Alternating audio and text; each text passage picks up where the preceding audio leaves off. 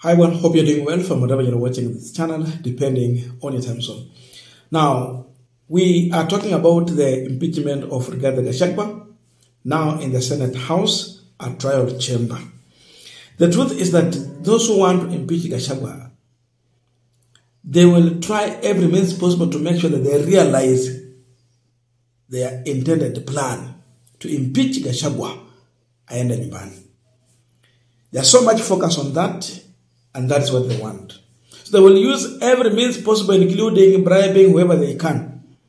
Naona kama wabunge, they have been whipped. Senate, the small house. So dealing with them is easy also. Because the issue of integrity is also a question, is questionable. When it comes to decision making, they make decision on how they have been whipped. Maybe by the party, some are being compromised. But then the discussion is about what next after that impeachment for GACHAGWA and a possible replacement, of course. What GACHAGWA and his lawyers should know is that this government of William Ruto is so much determined to have him out. And if his impeachment will go through, maybe the government gazette printer will not be sleeping. He or she will be forced to be on alert and immediately gazette his impeachment, and replacement of GACHAGWA can even happen.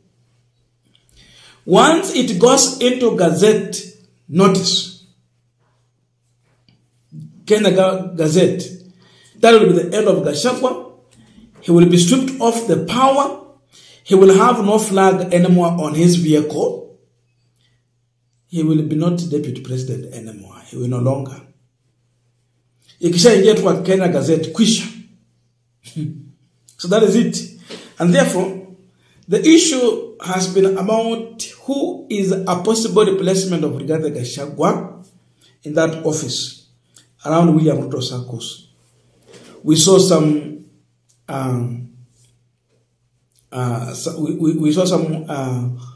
online opinion poll that was suggesting some individuals, some names were fronted, and it's a question people are now asking. So I want us to look into a possible replacement of GACHAGWA. Your next deputy president, hey, kulingana na wewe unatarajia nani ndiye atakuongoza kama deputy? Ungetaka mwingine mwenye atakuja na siasa za ukabila kama GACHAGWA, ama a man who will have the face of Kenya as a country? You know, when you're a deputy president, you're just one step to the presidency. Just in case anything happened to the president, you are next online. That is it. Before we go deeper into that, just a quick request for those who are watching and you have not yet subscribed, please consider subscribing. To our returning subscribers, I must say thank you so much. And again, to all our viewers, please give this video a thumbs up. Thank you so much, and back to this discussion. Now, we have the issue of Mount Kenya factor. We have West, East, the Western region, the ODM factor, and many other things are coming into play.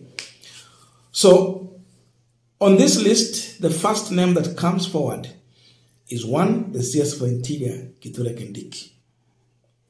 Kithure Kindiki was the most favored candidate to deputize William Ruto in 2022. But GACHAGWA was fronted by William Ruto himself.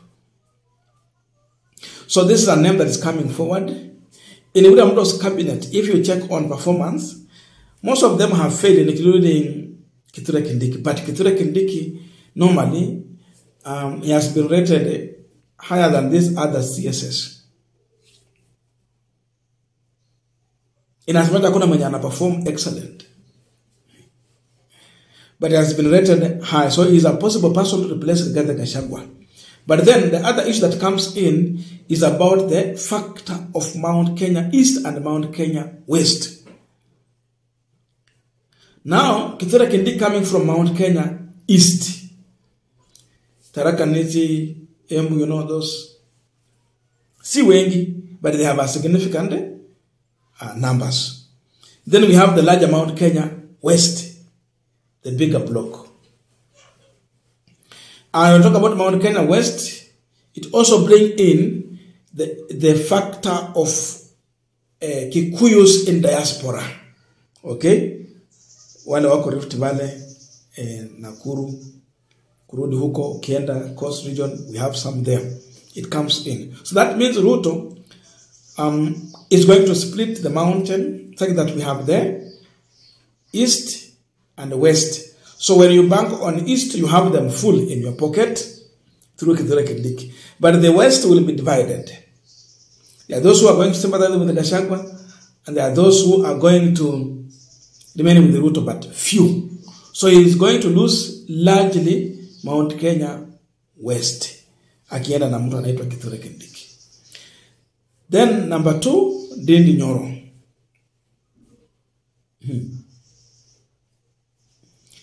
The reason why Ndindi Nyoro did not vote, in your view, ni kwa nini?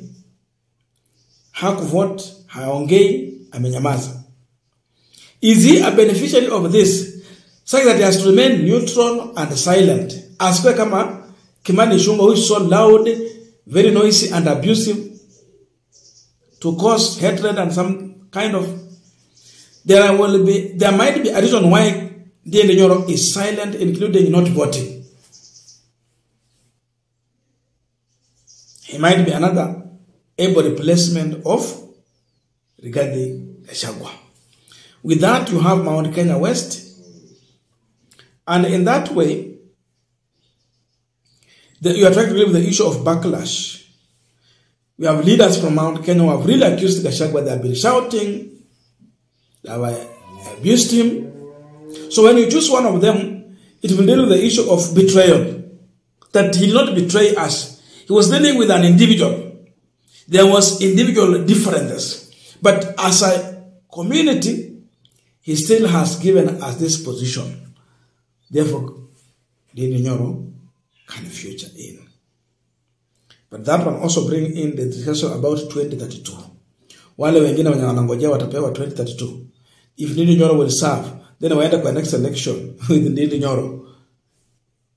It will also bring in other issues. But if you say you are taking Ndindi Nyoro, then you drop him. 2027, look for a woman the way they have been saying. Now you will have 2 wounded lions in Mount Kenya. How do you go about them? And you try to elevate them. Now, number 3, Musalia Mudavadi. Musalia Mudavadi can be a good deputy president. He's submissive. He knows when to speak, where to speak, and how to speak. Above all, he has once served in that capacity, though as a vice president. This also brings in the discussion about ANC merging with the UDA party. What was the reason behind that? This can be one of the reasons why ANC party merged with the UDA party, and soon they will be fully in UDA. Remember, if Gachagua is being removed from the office, the next deputy party leader can be Musalia Mudavadi. Deputy party leader and a possible of deputy president. So he is part of UDA. Ako ndani kabisa, sio kwa Kenya kwanza. That can be one of the reasons why ANC merged with the UDA. But then you try to consolidate the western region. Now that you have ODM on your side, and if Raila Odinga is going to win, then he might just make sure that ODM is going to work with the UDA. So the issue of dividing western, it can be settled because Raila has a huge chunk of support in western region. Now if you have Raila and Mudavadi on one side, you have it.